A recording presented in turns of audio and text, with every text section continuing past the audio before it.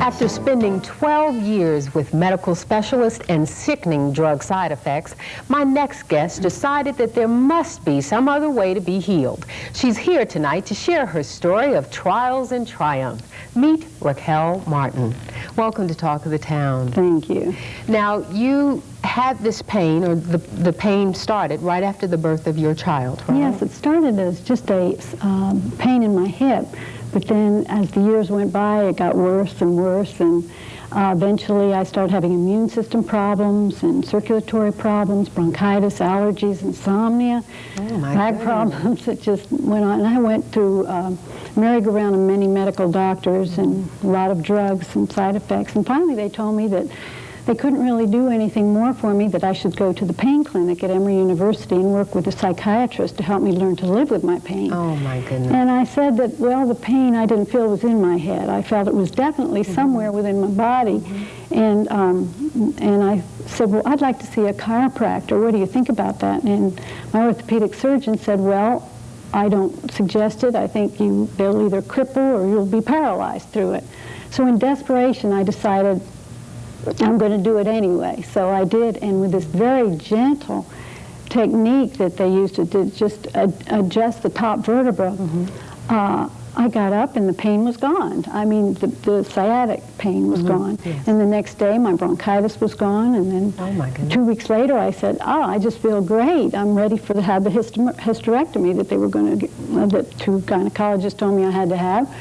And when everything was cleared up and I had no more inflammation and no more disorders, I said, there's something here that we should all know about. So I spent the next 6 years investigating and calling all different founders and developers of the different techniques, and wrote a whole chapter on the different techniques that are offered. And many people don't realize that there's about 50 different techniques.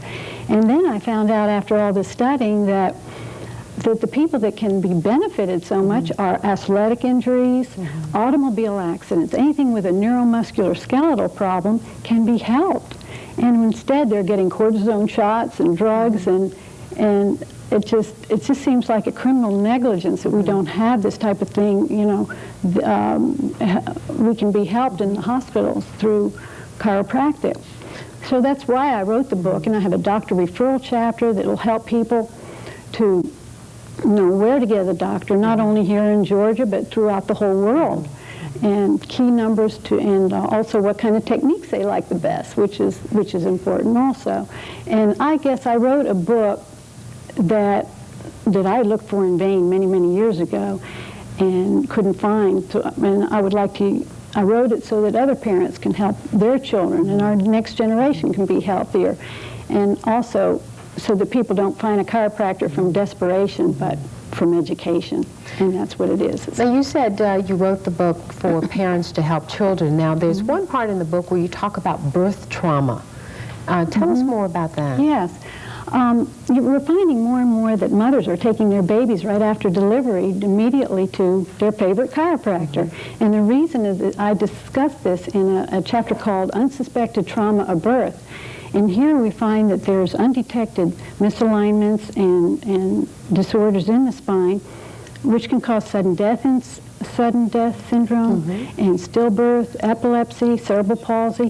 When the baby's being pulled and twisted and torqued out of the birth canal, quite often that top vertebra, which is the atlas, can press against the brainstem and cause traction and cause disruption of nerve flow from the brain all the way down the spine to the rest of the body.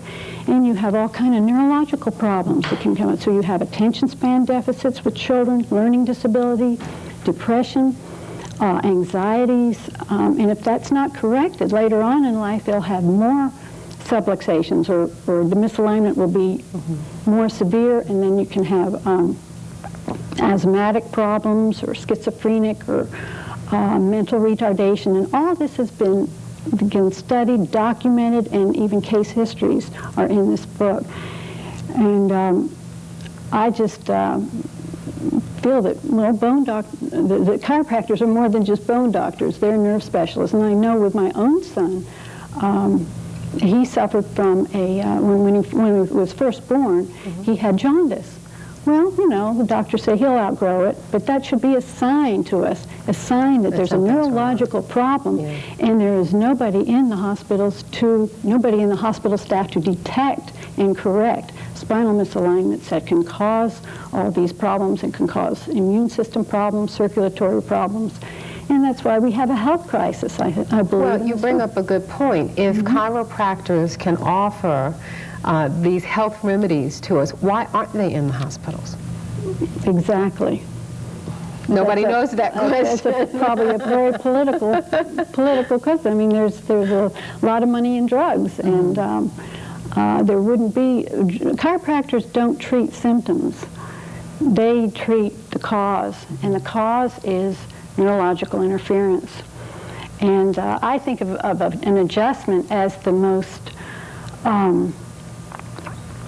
I think of it as prevention in the most natural sense of the word, because what it does, it enhances the communication between the central nervous system and every cell and every tissue in the body, and even the heart. You know, you're hearing now about athletes who have sudden death syndrome out on the field. Yes. And what it is, if the vertebra goes even more out of alignment, that nerve is not going to the muscle. And what is the heart? It's a muscle, and it will paralyze that muscle if it's not fed into the heart. Now, you spoke of your book. What is the name of the book so that everybody can go out and get it and have this information? Well, it's easy to remember. Today's Health Alternative. And it's an alternative that we've known for 2,500 years. Hippocrates told his students to get a knowledge of the spine, for it was requisite for understanding many of the causes of diseases. And then not 2,000 years later, Thomas Edison comes along and says the same thing. He echoes the same sentiments by saying that the doctor of the future will use no medicine, but will interest his patients in the care of the human frame and in diet. Well, we appreciate your taking the time to document this information for us that will help so many people. Thanks for coming.